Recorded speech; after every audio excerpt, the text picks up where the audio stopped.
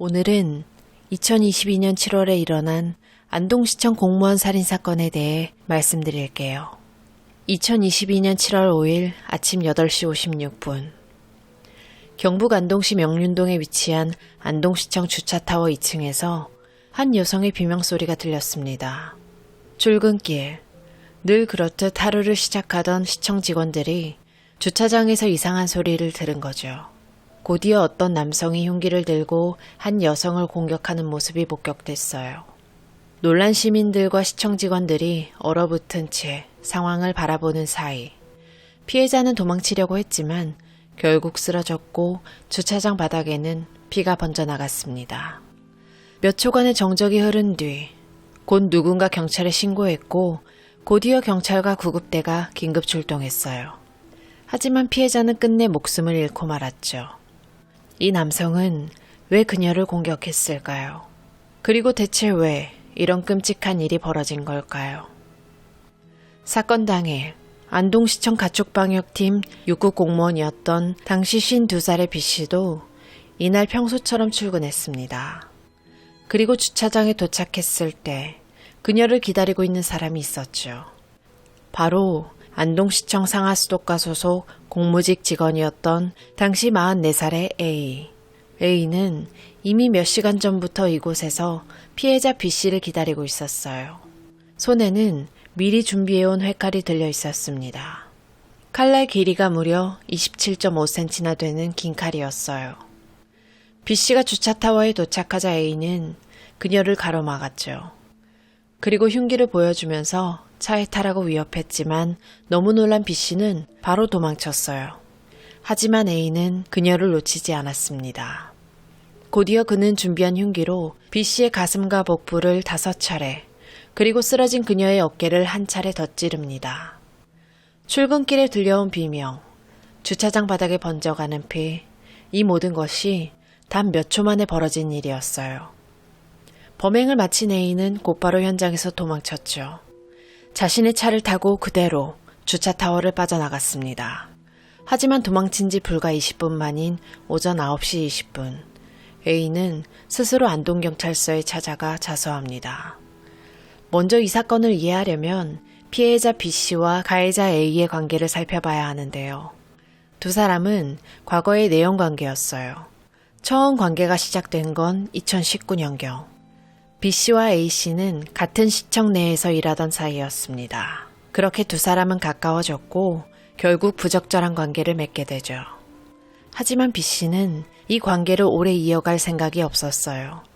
그녀에게는 가정이 있었기 때문이죠. B씨에게 이 관계는 그냥 불장난 같은 거였을 겁니다.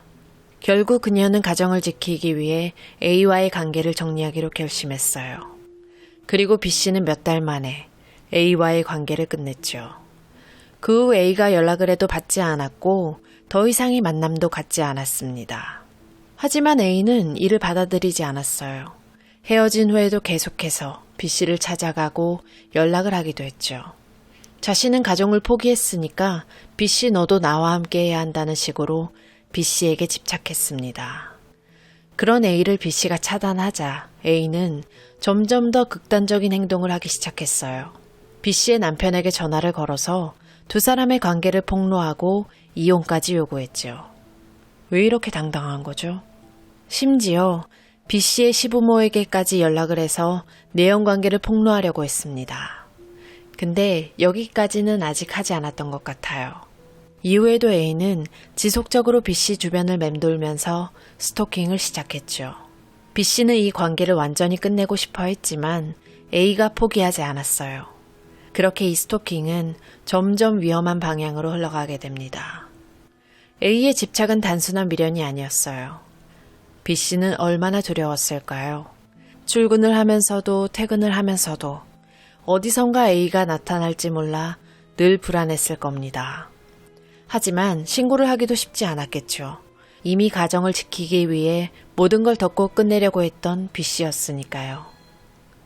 애초에 A를 만나지 않았으면 좋았을 텐데 이미 엎질러진 물이니 그저 잘 마무리가 되었으면 얼마나 좋았을까요? 스토킹 범죄는 대부분 처음에는 집착, 그리고 협박, 마지막엔 폭력을 쓰는 방식으로 흘러갑니다. A도 같은 패턴이었어요. 그는 점점 더 강한 집착을 보였고 결국 B씨를 통제하지 못한다는 사실에 분노했습니다. A의 심리 상태는 단순한 미련을 넘어서 내가 이렇게까지 했는데 넌 왜 나를 받아주지 않느냐 라는 강박적인 생각에 사로잡혀 있었을 가능성이 큽니다. 결국 그의 분노는 폭발했고 그가 선택한 결말은 살인이었죠. A의 문제는 B씨에게 했던 집착도 있었지만 가장 큰 문제는 도박 중독이었어요. 그는 도박에 빠져 있었고 주변 사람들에게 거액을 빌려가며 점점 더 깊이 빠져들었죠. 그렇게 쌓인 빚은 무려 6억. 가족, 친척, 지인들에게까지 돈을 빌려가면서 돌려막기를 했지만 결국 빚을 감당할 수 없는 상태가 됐어요. 이런 상황에서 A의 가정도 무너졌습니다. A는 아내에게 폭력을 휘두르면서 가정을 위협했고 그 결과 법원에서 접근 금지 명령을 받았죠. A의 아내와 아이들은 그의 폭력을 피해서 친정으로 도망쳤고 그는 집을 잃고 안동시청 자재창고에서 생활하면서 하루하루를 보냈어요. 그리고 사건이 벌어지기 불과 며칠 전 A는 아내에게 의미심장한 문자를 보냅니다. 내가 너에게 제일 큰 상처를 줬던 때가 2019년 9월이지. 내가 그년을 만났을 때 내가 그년을 정리해 줄게. 그년 때문에 내 인생이 이렇게 됐어. 결심했어. 그년 데리고 같이 간다. 그리고 사건 전날이었던 2022년 7월 4일 A는 다시 한번 문자를 보냅니다. 그녀는 내가 지금 겪고 있는 고통을 무시했으니까 내가 반드시 죽인다. 이 메시지를 본 A의 아내는 신고를 했을까요? 아니면 그의 위협을 진심으로 받아들이지 않았을까요? 결국 아내는 이 내용을 신고하지 않았습니다. 그리고 A는 마지막 메시지를 보낸 지 하루 만에 실제로 B씨를 죽이기 위해 움직입니다. 2022년 7월 5일 화요일 아침, 이날 A는 이른 아침부터 피해자의 출근길을 노리고 있었어요. 먼저 피해자의 주거지로 향했는지는 확인되지 않았지만 결국은 그녀가 매일 출근하는 시청 주차타워에서 기다리기로 했죠. A는 주차타워 2층, 출입문 앞에서 그녀가 오길 기다렸습니다. 8시 50분경 B씨가 주차타워에 도착했어요. 그리고 A는 그녀를 막아섰죠. A는 미리 준비한 흉기를 살짝 보여주면서 차에 타라고 말했어요. 이에 놀란 B씨가 도망치려던 그 짧은 순간 순식간에 B씨를 6차례나 찔렀습니다. 목격자들이 비명을 지르면서 경찰에 신고했고 4분 만에 구조대가 도착했어요. 하지만 피해자의 상태는 이미 심각했죠. 그렇게 9시 30분 B씨는 병원에서 저혈량성 쇼크로 사망합니다. 범행을 저지른 A는 멀리 도망가지 않았어요. 앞서 말씀드렸듯 경찰서에 찾아가 자수했죠. 사람을 죽였습니다. 경찰은 곧바로 A를 긴급 체포했어요. 조사가 시작됐고 A는 자신이 B씨를 살해했다는 사실을 인정합니다. 하지만 그는 경찰이 묻는 질문에 쉽게 답하지 않았어요. 왜 죽였어요? A는 범행 동기에 대해서는 끝까지 입을 열지 않았죠. 그리고 A가 자수를 했다고 해서 그의 모든 범행이 바로 명확해진 것은 아니었습니다. 경찰과 검찰이 곧바로 수사에 착수했어요. 그리고 사건 당일뿐만 아니라 그가 얼마나 철저하게 범행을 준비했는지 확인할 수 있는 증거들을 확보합니다. 주차타워에 설치된 CCTV에는 A가 사건 당일 아침 출근하는 B씨를 기다리고 있던 모습이 그대로 찍혀 있었어요. 미리 기다렸다가 피해자를 노렸다는 것, 즉 계획적인 범행이라는 걸 입증하는 중요한 증거였죠. 그리고 A의 차량 블랙박스에서도 그가 피해자를 기다리며 칼을 만지작거리는 모습이 확인됩니다. 또한 사건 전날 아내에게 보냈던 B씨를 살해하겠다는 메시지도 발견됐어요. 이 메시지 역시 A가 이미 며칠 전부터 범행을 결심하고 있었다는 것을 증명하는 결정적인 증거가 됐죠. 그리고 A가 미리 준비했던 살해 도구, 이 흉기는 단순히 집에서 가져온 것이 아니었습니다. 경찰은 A의 휴대전화 내역을 조사하던 중 온라인 쇼핑몰에서 칼을 구매한 내역을 확인했어요. 그는 범행에 사용할 칼을 직접 구매한 뒤 피해자가 올 때까지는 숨겨뒀다가 피해자를 보고는 꺼내들었던 거죠. 이 모든 증거가 모이면서 A의 범행이 계획적인 살인이라는 사실이 더욱 분명해졌어요. 검찰은 수사 결과를 바탕으로 A를 살인 및 특수재물손괴 혐의로 기소했습니다. 그리고 2022년 10월 13일 대구지방법원 안동지원에서 1심 선고가 열렸죠. 재판에서 검찰은 이 범행은 치밀하게 계획된 살인이라고 강하게 주장했습니다. 미리 흉기를 구매하고 피해자가 출근하는 시간을 기다렸다가 공격했고 피해자를 6차례나 찌르는 극도로 잔혹한 방법으로 살인을 저질렀다며 징역 29년을 구형했어요. 하지만 재판부는 더욱 강경한 입장을 보였습니다. 검찰이 구형한 형량보다 1년 더 무거운 징역 30년을 선고한 건데요. A가 피해자를 지속적으로 스토킹하면서 집착했고 결국 범행을 치밀하게 준비했다며 엄중한 처벌이 필요하다는 데 내려진 판결이었습니다. 그리고 전자발찌 15년 부착 명령도 함께 내려졌죠. 이에 A는 즉시 항소를 결정합니다. 범죄자들은 왜 이렇게 뻔뻔할까요? 하나같이 다들 항소를 하네요. 2022년 3월 30일 대구 고등법원에서 2심 재판이 열렸습니다. 근데 충격적이게도 이날 법정에서 예상치 못한 결과가 나오게 돼요. 재판부가 A에게 징역 20년을 선고한 겁니다. 1심에서 선고된 징역 30년보다 10년이 줄어든 판결이었어요. 대체 왜 10년이나 감형됐냐? 2심 재판부는 A가 범행 직후 자수를 했고 또한 사건 당시 수면제를 복용한 상태에서 정신적으로 불안정했던 점을 고려해야 한다면서 이 부분을 감형 사유로 인정한 겁니다. 이 판결이 나오자 피해자의 유족과 시민들은 강하게 반발했어요. 사람을 죽이고 자수하면 10년이나 감형이 되는 게 맞나요? 치밀한 계획을 세우고 저지른 범행인데 수면제 먹었다고 심신미약으로 인정되는 게 정말 맞는 판결이냐고요. A의 형량이 크게 줄어들면서 사건은 다시 논란의 중심에 서게 됩니다. 검찰 역시 형이 너무 가볍다며 대법원에 상고했는데요. 2023년 6월 15일 대법원에서도 2심 판결을 그대로 유지해서 징역 20년을 확정합니다. 만기 출소하면 2042년 7월쯤 되겠네요. 한 사람을 끔찍하게 죽이고도 60대 중반이면 새로운 삶을 살 수도 있는 거죠. 이런 점 때문에 판결이 끝난 후에도 논란은 계속됐어요.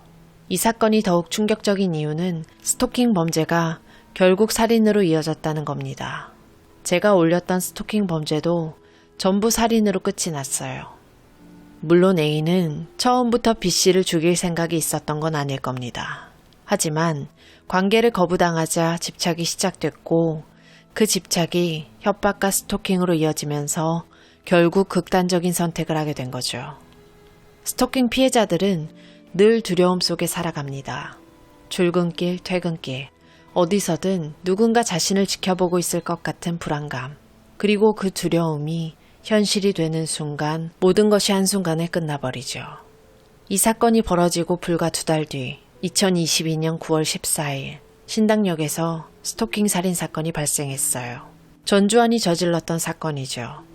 이 사건은 아직 제 채널에서 다루지 않았는데 추후에 들려드릴게요. 안동시청 사건과 신당역 사건은 너무나도 닮아 있었습니다. 두 사건 모두 스토킹 끝에 결국 흉기를 들고 범행을 저질렀다는 거죠. 만약 B씨가 경찰에 신고했다면 어땠을까요? 현재 법률상 접근금지 명령이나 긴급보호조치는 가능했을 겁니다. 하지만 스토킹 피해자가 실질적인 보호를 받지 못하는 사례가 많은 것도 사실이죠. B씨가 신고했더라도 A가 범행을 저지르는 것은 막을 수 있었을지는 미지수입니다. 이유는 간단해요. 스토킹 범죄를 처벌하는 게 너무 허술하기 때문이죠.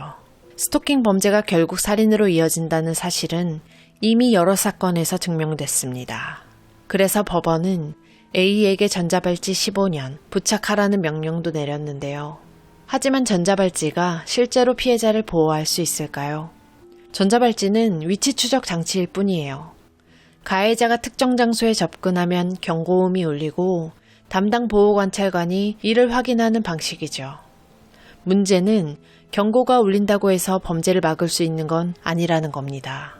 스토킹 범죄는 단순한 거리 제한만으로 해결되지 않아요. 가해자가 전자발찌를 차고 있든 아니든 한순간의 결심만으로도 피해자를 공격할 수 있기 때문이죠. 전자발찌는 범죄 예방을 위한 보조수단이 될 수 있지만 스토킹 범죄의 특성을 고려했을 때 완벽한 해결책이 되기는 어렵습니다. 그렇기 때문에 스토킹 피해자를 보호하려면 더 강력한 법적 조치가 필요합니다. 현재 법은 피해자가 극단적인 상황에 처한 후에야 가해자를 통제할 수 있도록 되어 있는데요. 이제라도 법이 피해자를 보호할 수 있어야 하지 않을까요? 지금까지 말씀드린 사건의 피해자 B씨는 어떤 사람이었을까요? 그녀는 일할 때는 누구보다 꼼꼼하고 성실한 사람이었습니다. 주변 동료들은 그녀를 이렇게 기억했어요. 항상 활기차고 어려운 일도 먼저 나서서 해결하려던 사람. 일할 때도 책임감이 강해서 후배들에게도 많은 귀감이 됐던 사람. 그녀는 동료들에게 신뢰를 받는 사람이었고 가족들에게는 사랑하는 아내이자 엄마였습니다. A를 만나지 않았다면 달라졌을 미래였겠죠. 그런 그녀는 끔찍한 공포 속에서 삶을 마감해야 했어요.